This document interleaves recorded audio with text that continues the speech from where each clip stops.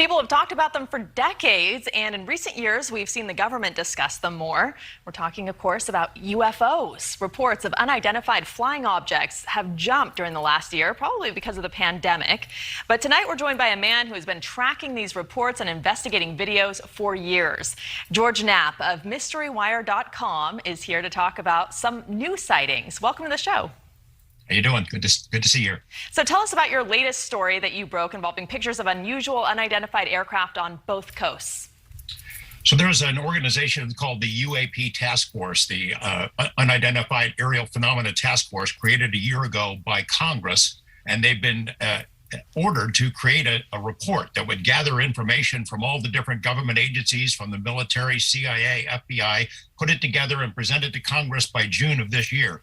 We were able to access some of the files and materials that have been gathered by this task force, and what they show are pretty amazing. I mean, you see these three photos right there. Those are what we released on Tuesday. They were recorded by pilots, by this air crews out of a Naval Air Station Oceana, which is a huge and hugely important Navy base in Virginia.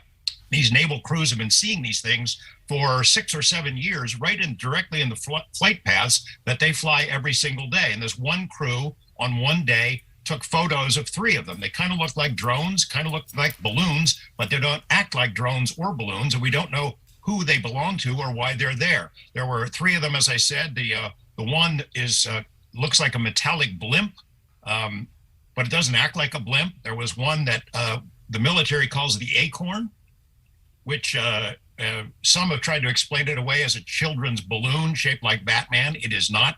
The other was just a sphere that was sitting out there. They sit there for hours at a time in the same spots and in these over restricted airspace, and nobody knows where they came from. And as I said, they've been there for a number of years, and the Navy turned over these photos to the UAP task force, and as of right now, they remain unidentified. The second part of the story is one that we worked on with a colleague of mine, a filmmaker named Jeremy Corbell. He was able to access some of the files of the UAP task force about things that have been going on the West Coast. Since July of 2019, warships in the San Diego area, which is where our Pacific Fleet have been based, have been swarmed by what they call drones, sort of the generic term that they use to explain these things, but they're coming out of nowhere. They're not detected when they come in. They're not being able to be tracked when they go out, and they swarm around the ships and really have freaked out the Navy a little bit because we don't know why they're there or where they're from. Some of the images that were released are pretty hard to understand. They look like, I don't know if you guys have got them there, but they look like flying pyramids. We're watching them there. Pyramids. So the Navy recorded this video via a night vision and sent it to the UAP task force, and they can't figure out what they are or why they're there or where they're from. So what are some of the theories about what they could be? They're unidentified, obviously, but what do you think they are, and what are some of the other theories floating around out there? I don't know what they are, and neither does anybody else. The theories were, are they foreign drones? Are there Chinese ships somewhere in the area that have been sending these things to spy on our Navy and just to mess with them?